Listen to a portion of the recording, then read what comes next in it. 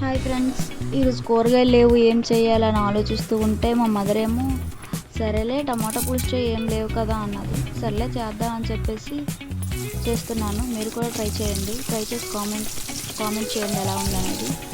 ముందుగా ప్యాన్ తీసుకొని 2 table spoon oil, పోపు దినుసులు, అల్లం వెల్లుల్లిపాయ, పచ్చిమిరపకాయ వేసుకోవాలి. కొంచెం వేగాక ఒక 4-5 ఆనియన్స్ కట్ చేసుకొని వేసుకోవాలన్నమాట.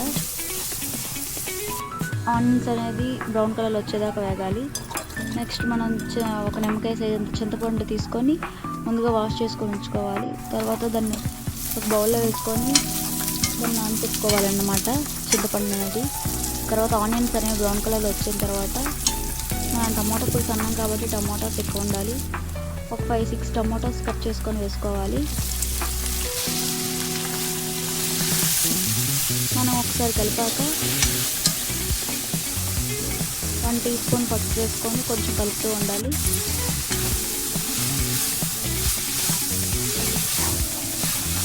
అంటే ఒక 10 మినిట్స్ లో ఫ్లేమ్లో పెట్టాలి. లో ఫ్లేమ్లో పెట్టి మూత పెట్టాలి. మూత పెట్టాక ఆయిల్ అనేది పైకి వేసింది. ఆయిల్ ఇలా పైకి వెళ్ళిన తర్వాత ఒకసారి కలుపుతూ ఉండాలి.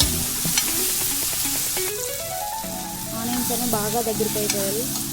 ఆనియన్స్ టమాటోస్ అనేవి బాగా దగ్గరికి అయిపోయాక మనం ముందుగా ఉంచుకున్న చింతపండు రసం అనేది అందులో వేసుకోవాలి. వేసుకున్న తర్వాత కొంచెం అటు ఇటు కలుపుతుంటే రసం అనేది పడుతుంది. టేస్ట్ అనేది చాలా బాగుంటుంది. పుల్లగా తినాలనిపిస్తుంది. తర్వాత రుచికి సరిపడా సాల్ట్ వేసుకోవాలి. ఒక 10 మినిట్స్ 15 మినిట్స్ లో ఫ్లేమ్లో పెట్టి ఉంచాలి మూత పెట్టేసి. నేనైతే పచ్చిమిరపకాయ వేసాను. మీకు కారం చాలదనుకుంటే కొంచెం వేసుకోండి. నేను కూడా వేసాను, ఒక చిన్న స్పూన్ వేసాను కారం. అంతా ఒక 15 మినిట్స్ లో ఫ్లేమ్లో పెట్టి మూత పెట్టి ఉంచాలి. తర్వాత ఇలా దగ్గరికి అయిపోతుంది.